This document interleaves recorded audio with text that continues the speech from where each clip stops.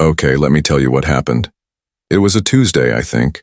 One of those long, draining Tuesdays where meeting after meeting just piles up. I run a hotel chain, a pretty big one. Serenity Stays. My picture's not plastered everywhere, and I like it that way. I prefer to see things as they really are, not when everyone's on their best behavior because the boss is in town. So, this particular Tuesday, I'd flown into Chicago for a conference, but also wanted to do a quiet spot check. On our flagship property there, the Serenity Grand Chicago. My flight was delayed, I was tired, and honestly, I just wanted a bed. I didn't call ahead, didn't tell the general manager. I was dressed down, jeans, a comfortable sweater, a baseball cap pulled low. I probably looked like any other weary traveler.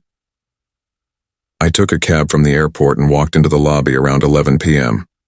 It was beautiful, just as I remembered from the designs, soft lighting, the gentle murmur of a water feature, a faint, clean scent in the air. It felt good. It felt like serenity. I walked up to the reception desk. There was one young woman there tidying up some papers. She looked up as I approached, and her smile was instant, not forced. It was a genuine, welcoming smile. "Good evening, sir," she said, her voice soft but clear. "Welcome to the Serenity Grand. How can I help you?" "Hi," I said, trying to sound just like a regular guest. "I'd like to check in. I don't have a reservation, though. Hope that's not a problem. I know our occupancy rates. There's usually a room." She tapped a few keys on her computer. "Not at all, sir. We do have some availability tonight. Are you a Serenity Rewards member?" No. Not officially," I mumbled. Which was true. I didn't use a rewards number for myself. "No problem, at all," she said, still smiling. "We can get you signed up if you like. It has some great perks. Or we can just get you settled for tonight. How many nights will you be staying?"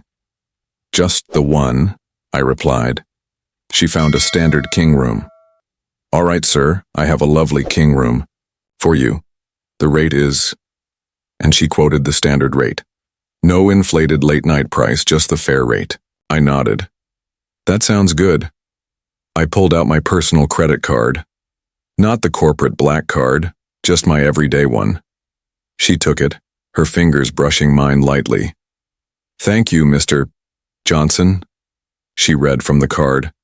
I'd used my mother's maiden name on this card for privacy reasons sometimes. My actual last name, Beaumont, is pretty well known in the industry. "That's right," I said. As she was processing the card, it beeped.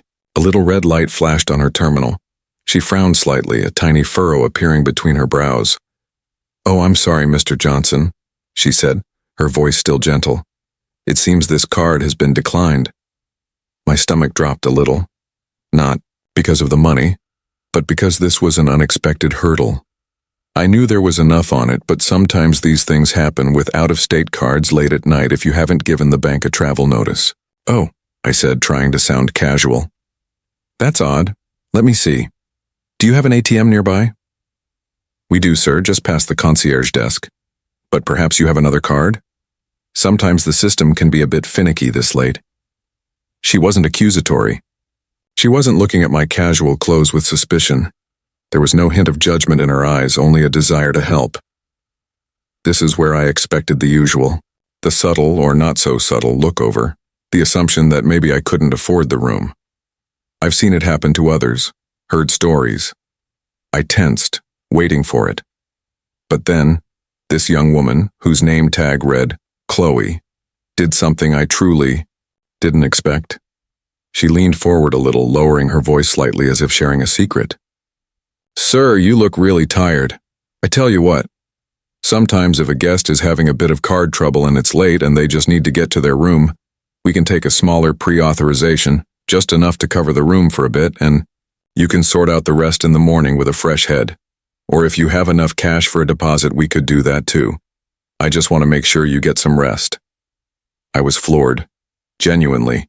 She wasn't trying to embarrass me. She wasn't following some rigid, unfeeling protocol. She was being human. She saw a tired person, not a potential problem. "You'd do that?"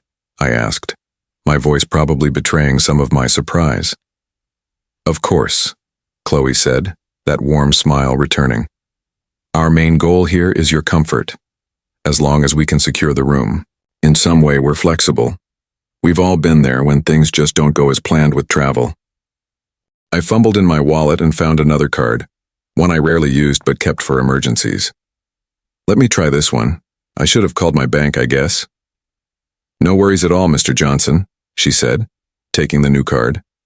This one went through without a hitch.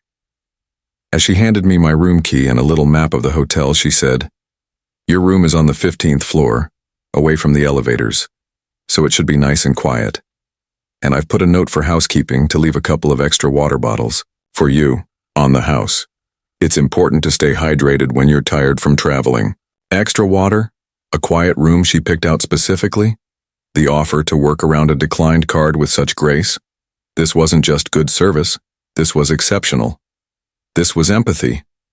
Chloe, I said, looking at her name tag properly. Thank you.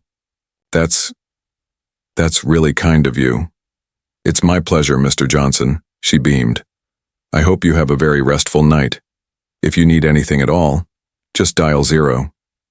I went up to my room and it was perfect. Clean, comfortable, quiet. And there were indeed 4 bottles of water waiting instead of the usual 2. I sat on the edge of the bed for a long time, not even taking off my cap. I wasn't just tired anymore. I was moved. Deeply moved. This young woman, Chloe, she didn't know I was the CEO. She didn't know I owned the place. She treated me, a random, tired-looking guy with a declined credit card, with more dignity, respect, and genuine care than I'd seen in a long, long time. She embodied everything I ever dreamed Serenity Stays would be. It wasn't about the fancy lobbies or the thread count of the sheets.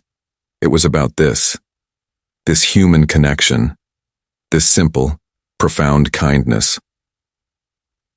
The next morning, I came down early. Chloe was still there, her shift just about to end. I was in a suit now, fresh from a good night's sleep, thanks to her. I walked up to the desk. Chloe? She looked up, a little surprised to see me, perhaps. Mr. Johnson, good morning. Did you sleep well? Like a baby, I said, smiling. Chloe, I need to tell you something. My real name is Marcus Beaumont. Her eyes widened just a fraction. The name clearly didn't register immediately.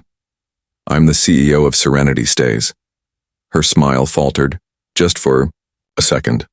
Her eyes darted around, a little flicker of panic maybe, or just shock. She swallowed. Oh, she said softly. Oh, wow. Sir. Please, I said, holding up a hand. No sir needed when I'm thanking you. Chloe, what you did last night, how you handled my check-in, how you treated me, that was the best customer service I have ever experienced, anywhere. You didn't know who I was, and you treated me with such incredible kindness and professionalism. You are exactly what this company stands for. Tears welled up in her eyes. Thank you, Mr. Beaumont. I just try to treat everyone how I'd like to be treated, especially when they're far from home. Well, you do it beautifully, I said. And I want to make sure that kind of spirit is recognized. I didn't just give her a bonus, though she got a hefty one. I spoke to the general manager that morning. Chloe was promoted to a guest relations supervisor position within the month. More importantly, I used her story, anonymously at first, then with her permission with her name, in our company-wide training, to show everyone what true hospitality looks like. It wasn't shocking because she was rude or incompetent. It was shocking because in a world that can often feel cold and transactional, Chloe showed a depth of genuine, unprompted human kindness that warmed me to my very core, and it reminded me why I got into this business in the first place. It was all for moments and people like her.